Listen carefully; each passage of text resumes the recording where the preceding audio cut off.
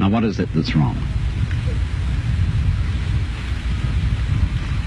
Now, as far as I can see, the basic mistake is that we've invented this wonderful system of language and calculation, and that it is at once too simple to deal with the complexity of the world, and also we are liable to confuse that system of symbols with the world itself, just as we confuse, say, money with wealth.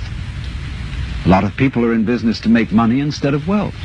When they make the money, they don't know what to do with it.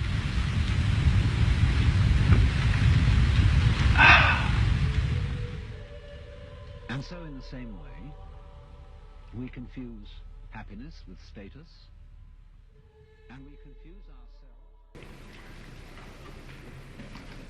The confusion of money in any form whatsoever with wealth is one of the major problems from which civilization is suffering.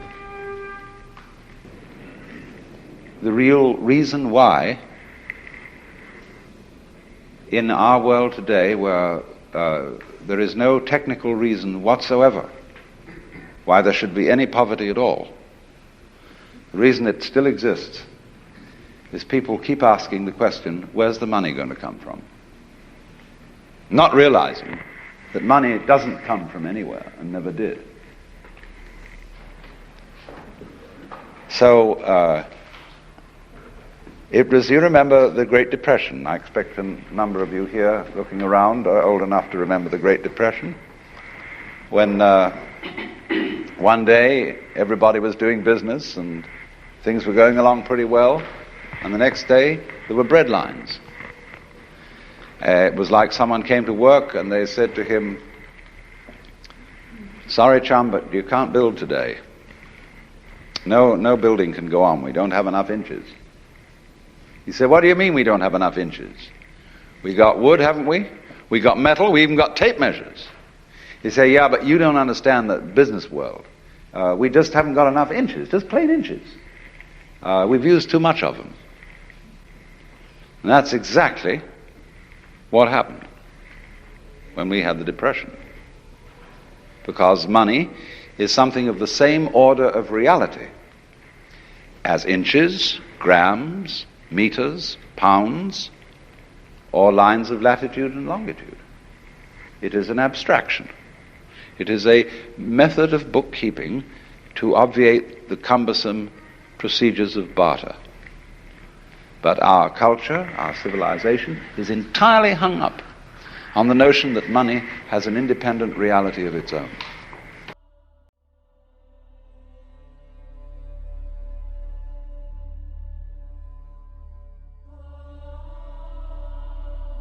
A clock is a measure of a rate of change. It's quite arbitrary.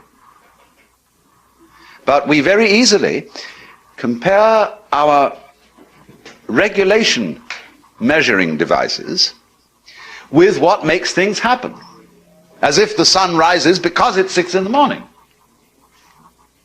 Now that's being completely backwards in one's thinking. And we get into the same confusion when we imagine, for example, that money is wealth. Here we have fantastic wealth, and we have the technological possibility of making everybody on earth the enjoyer of an independent income. We can't do it because people say, where's the money going to come from? Because they think money makes prosperity. It's the other way around. It's physical prosperity which has money as a way of measuring it. But people think money has to come from somewhere, like hydroelectric power or lumber or iron, and it doesn't. Money is something we invent, like inches.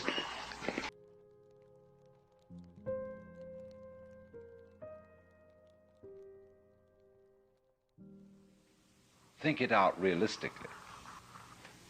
But when you get this obsession with money as a reality, as if it was something that actually was desirable, you get an entirely hallucinated population.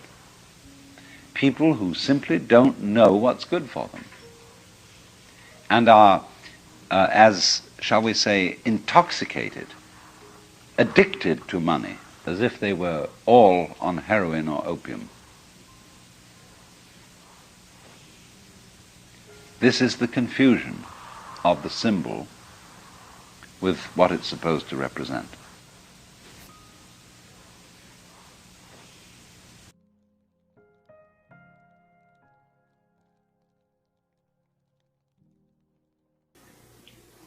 Let's suppose, I do this often in vocational guidance of students.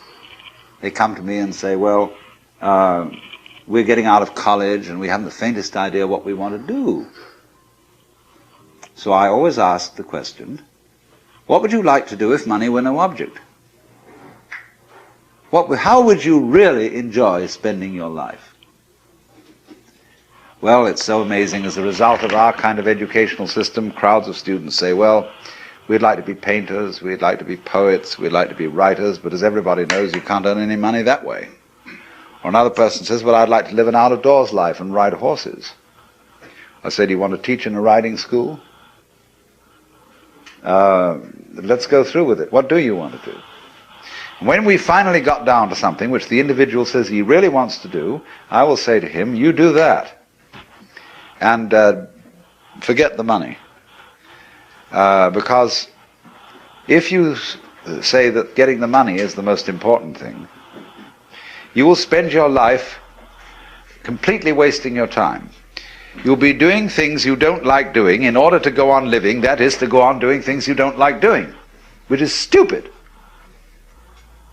Better to have a short life that is full of what you like doing than a long life spent in a miserable way. And after all, if you do really like what you're doing, it doesn't matter what it is, you can eventually turn it, you could eventually become a master of it. It's the only way to become a master of something, to be really with it. And then you'll be able to get a good fee for whatever it is. So don't worry too much. Somebody's interested in everything. And anything you can be interested in, you'll find others who are. But it's absolutely stupid to spend your time doing things you don't like in order to go on spending things you don't like, doing things you don't like, and to teach your children to follow in the same track.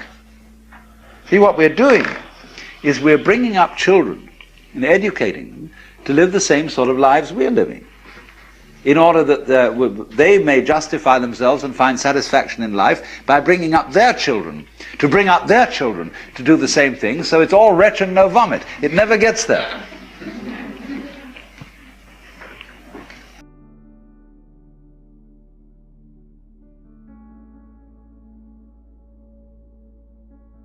And it's enormously important, especially for American people, to understand that there is absolutely no possibility of having any pleasure in life at all without skill. Money doesn't buy pleasure. Ever.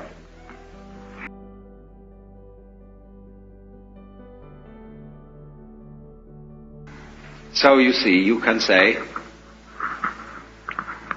look at all these people who haven't seen it. Look at them all going about their business, earning money and grinding it out at the bank or the insurance office or whatever it is every day, and how serious they look all about it, and they don't really know it's a game.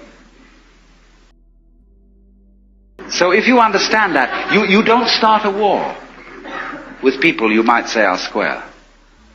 Don't challenge them. Don't bug them. Don't frighten them. You mustn't frighten them because they are doing a very far-out act. They are walking on a tightrope, miles up. And they've got to do that balancing act, and if you shout, they may lose their nerve. See, that's what we call the responsible people of the world are doing. It is an act, it's a game, just like the tightrope walker. But it's a risky one, and you can get ulcers from it, and all sorts of troubles. But you must respect it. And say, congratulations on being so far out.